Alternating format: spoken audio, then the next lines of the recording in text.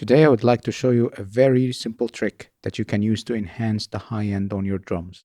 Let's listen to what we have for this demonstration.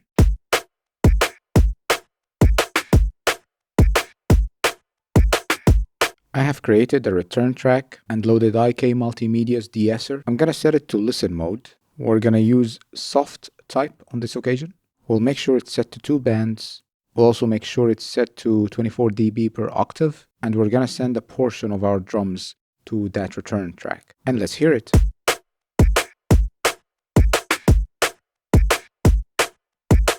Before.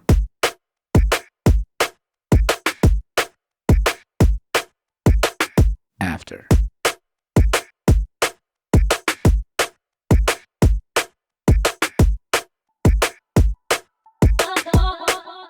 We're simply adding a little bit of extra high end to our original drums.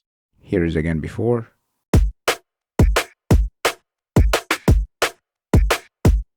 After.